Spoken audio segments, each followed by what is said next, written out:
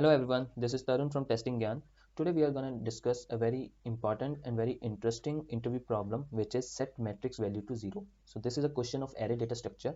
So in this problem, we are given an input array with few values as 0 in it. So based on those values, we have to set corresponding row and columns as 0. So let us look at this given problem. So here we are having this input matrix, which is having few zeros. Okay, so based on that, we will be setting up the rows and column values as 0. So like in this case, the first row third column has 0. So what will happen? It will set the complete first row and third column to 0. Likewise, we are having a 0 at first column and second row. So what it will do, it will set all the column values, that is the first column values to 0 and second row values to 0. Similarly, we are having one more 0 at the third row second column. So it will set third row and second column to 0. So after this, our output will look something like this. Okay, so you can see all the green colored are the updated values and red colored are the values which were already there and are not changed in the given input matrix. We do have one assumption here that matrix have positive values alone, that is there are not any value which is less than 0. Okay, so based on our problem, we are having few solutions to solve this. So let us discuss those solutions one by one. So the first solution is the brute force. Okay, so in this solution, what exactly we do, we traverse through the matrix. Okay, and wherever we found 0, based on that we traverse through that row and that column, and then update those values to a negative value. That is, if we traverse through this given matrix in this solution, then what will happen? Let me write it down again.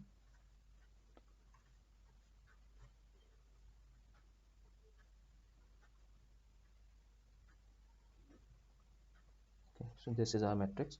So what will happen? We will start traversing through this matrix. We will see there's a 0 in the first row. Okay, so what it will do, it will update all the first rows values as let's say some negative value -1.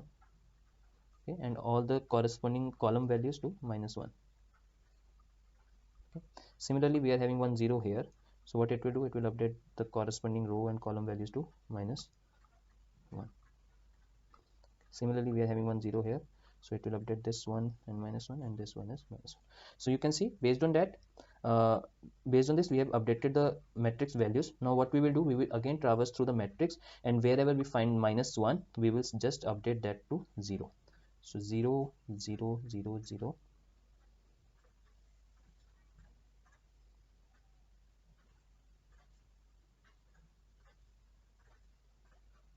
Only this one remains, which is our expected output. So this is our brute force solution. Now the second solution is bit optimized. So we will say optimized. This is not the efficient approach, but it's better than the brute force.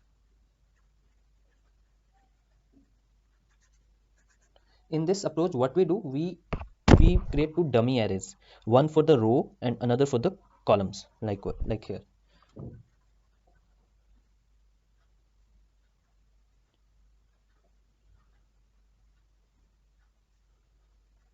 Let me first write it down so that I can explain it better. Okay, so here what we will do, we will create one dummy array for column and one dummy array for rows values and one dummy array for the columns. Okay, okay, so wherever we find 0, based on that we will set that corresponding index to 0 in the rows and column matrix. Okay, so here we are finding 0 here, that is the third column and the first row. Okay, so first row value we will set to let's say -1, and third column value we will set to -1. Similarly, we are having 1 0 here, which is in the second row and the first column. Okay, so the first column value we will set to -1, and the second row value we will set to -1. Similarly, we are having 1 0 here, which is in the second column and the third row. So the third row value we will set to -1, and the second column value we will set to -1. Okay, so that is, we will first traverse through the matrix, and based on the wherever we find 0, we update the value in the row and column matrix. Okay, after that we will traverse through the matrix again, and wherever we find, like if in any one of these we find a value as -1, we will update the corresponding element to 0. Okay, so let's say we start the traversal in our first iteration, in our first iteration our element will be this. Okay, we can see both column and row matrix are having the -1, so we will set it to 0. Then for the second element, again it's we are having the -1 in both row and column matrix, again we will set it to 0. It's an already this value is already 0, so it will keep it will stay as 0 only. Then we are having this one. Here we see the column matrix is not having the value as -1, but the row matrix is having the value as -1 for this particular element, so we will change it to 0 again. So if we follow this, at the end we will see we will be getting something like this. So if we see the last value 1, okay, both column and the row matrix both are having value which is not -1. Normally if we create an array, integer array, these values will be 0 by default. Okay, so we can say these are not -1, so this will stay as 1 only. So this is our optimized approach to handle this problem. Okay, now let us see the time complexity in both of these approaches. So the time complexity for this particular approach is, we are initially we are traversing through the array, right? And we are traversing through the array, and then we are, based on the value, we are changing the row and column. So it will be big O of n into m for the traversing through the matrix, into big O of n plus m for traversing through the individual row and columns. Then again we are traversing through the matrix, which will add on to one additional big O of n into m. So this is our time complexity for brute force. Space complexity is big O of 1 only. Okay, in this optimized approach our time complexity will be, as we are traversing through array one time, okay, to update the values in the row and column matrix, so it will be big O of n into m. Then again we are traversing one more time, it will be again big O of n into m, so which will at the end will be equal to big O of n into m. Okay, so space complexity, as we are using additional spaces, additional arrays, so it will be big O of n plus m. Okay,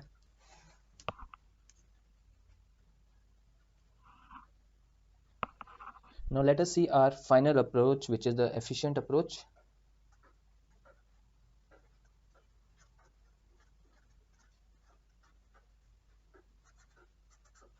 So let me first write down the complete matrix.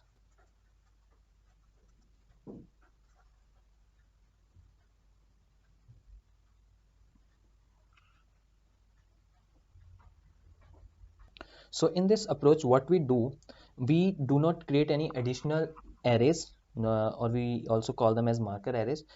Instead, what we do, we consider first row and the first column as those marker arrays. Okay, so what will happen in this case? So we will the first check will be to check if there is an 0 in the marker arrays. Then we will set two variables x and y to 0 or some other value. Let's say we declare two variables, x as 1 initially and y as 1 initially. Okay, so if we see 0 in first row, then we will set x to 0. So in this case this will change to 0. Similarly, if we see 0 in the first column, we will set y to 0. So this will be our first thing which we will do. Okay, that is updating the checks for marker row and column based on if there is a 0. Then what we will do, we will start traversing through the inner matrix. This is our inner matrix, that is a matrix which is not part of first row and column. Okay, so based on our inner matrix traversal, what we will do, wherever we find 0, we will set our marker row and column as 0. Okay, so in this case, if you see, we are having a 0 here. Okay, so this will change our these values in marker row and column as 0. Okay, so after this, after the first iteration, first traversal, after first traversal, what will happen, our matrix will look something like this: 1 0 0 1 0 0 1, and then 1 1 1 0, and this is how our matrix will look after our first traversal. Okay, now after this, what we will do, we will again traverse through the inner matrix alone. That is our second traversal through matrix will start. Okay, and based on the values in the marker row and column, we will update the value in the matrix. Okay, that is, if we find 0 in any of those, that is marker row and column, we will update the value in the inner matrix. So in this case, what will happen? So we are having a 0 here, so we will change inner matrix value to 0. We are having a 0 in row marker as well as sorry, column marker as well in the row marker, so it will change to 0. If any of these is 0, we will change it to 0. Similarly, for this one, we are having a 0 here, 0 here, so this will change to 0. For this one, we are having a 0 here, but not 0 is not here, but still it will change to 0 because we are having a 0 here. For this one, this is already 0. For this one, we are having a 0 here, 0 here. For this one, we are having a 0 here. For this one, we are not having a 0 here, but we are having a 0 here. For this one, again we are having a 0 here. For this one, we are not having a 0 here and 0 here. So after this, after our second traversal, our matrix will look something like this: 1 0 0 1.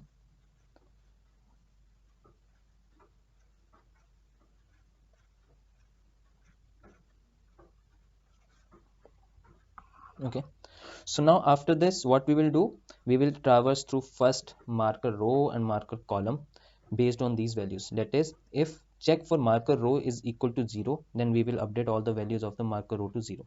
If the check for marker column is 0, then we will update all the values of marker column as 0. So in this case, both the checks are 0. So what we will do, we will change marker row values of marker row and marker column to 0. So it will be 0 0 0 0 0 0 0. Okay, and our final outcome will be this one, which is our expected output. So this is our efficient approach, right? Now the time complexity for this one will be equal to big O of 2 times big O of n to traverse through the marker row, 2 times big O of m to traverse through the marker column. Okay, then 2 times big O of n into m, as we are traversing through the matrix, inner matrix 2 time. Okay, which will which will come equals to big O of n into m only. So our time complexity will be big O of n into m, and our space complexity will remain big O of 1. Okay, so this is our time complexity. You can see our time complexity is same as better approach, but our space complexity is now more efficient. Okay, so this is our efficient approach. Now let us see the implementation for all of these three approaches. So we will see the implementation of all the discussed approaches. So let us first see the brute force approach or the naive approach. Okay, we can see the time complexity for the brute force approach and the space complexity for the brute force approach here. Okay, and if we expand this method, so as we discussed, right, in brute force approach, based on the value wherever we find 0, we will update the corresponding row and column values as -1. Okay, so we are going to implement the same thing. Initially, we found the total number of rows and columns. Then we started one loop for uh, row traversal, one loop for column traversal. And then we are seeing if the element is equal to 0, then we started traversing through the columns. Okay, column values, and we updated it to -1 if it is not already -1 or 0. Similarly, we updated the row values as -1 if it is not already -1 or 0. Okay, then after this, once it is done, now our matrix is having the -1 on all the places which needs to be updated to 0. Okay, so what we will do, we will again traverse through the matrix, and wherever we find the -1, wherever we find the value as -1, we will just simply change it to 0. Okay, so now let us see the working of this approach. So if you see, this is our given matrix. Okay, and this is our first method, which is the brute force approach. Now if I run it, okay, so this is my given matrix. Okay, this is the matrix how it will look like after inserting -1 in it. Okay, and at the end, this is the expected output. That is how our matrix will look like once we have inserted the zeros. Okay, so this is our expected output only. Now let us move on to the optimized approach. So you can see the time complexity for the optimized approach and the space complexity for the optimized approach. Okay. As discussed, in this particular optimized approach, we will have marker arrays, one for row and one for columns. So based on the value which we find in the matrix, if it is 0, we will be updating the corresponding marker arrays values to -1. Okay, so we started traversing through the matrix. First loop is for the rows, second loop is for the columns. Then we check if value is 0, then what we do, we update the value in the row marker array and we update the value in the column marker array on that corresponding indexes as -1. Okay, so once it is done, we have printed our array.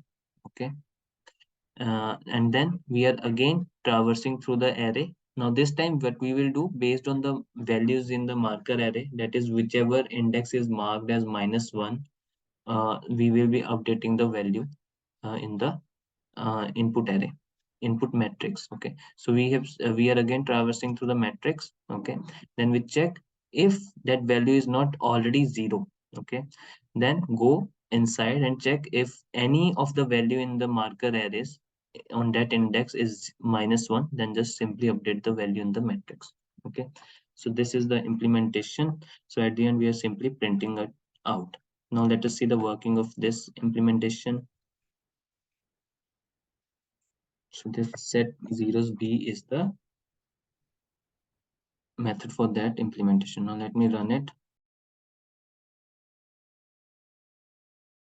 Now if you see, this is my given matrix. Okay, and this is how column array, that is our marker array for columns, will look like after inserting -1 in it, and this is how row marker array will look like after inserting -1 in it. And this is our final output based on the values in the marker arrays. We have updated our given matrix. So this is our expected output in this case. Okay.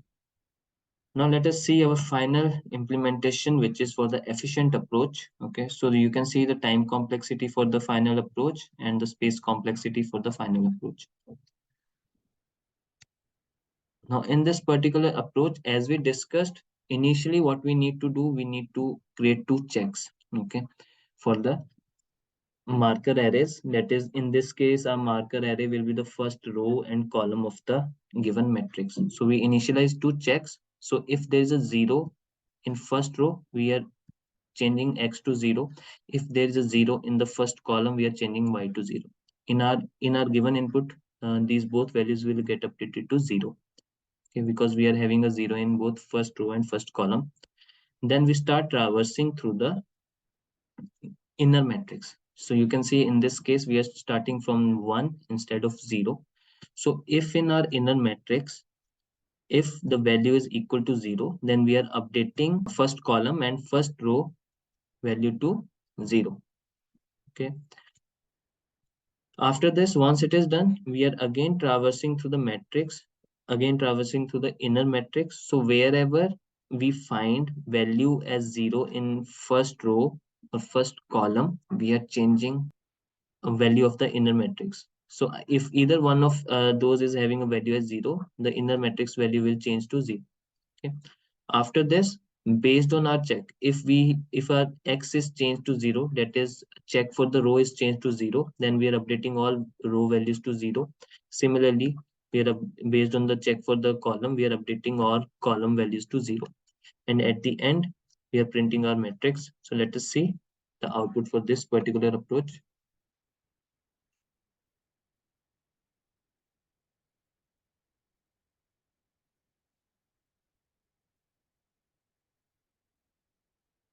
So you can see this is our given matrix and this is our output matrix. So these are the three implementations for this particular problem. These are very straightforward implementations. We have to traverse through the matrix accordingly and update the values. So we just have to get the idea of how these approaches work. I hope you get this implementation. In case of any question or queries, please let us know over the video comments. Thank you.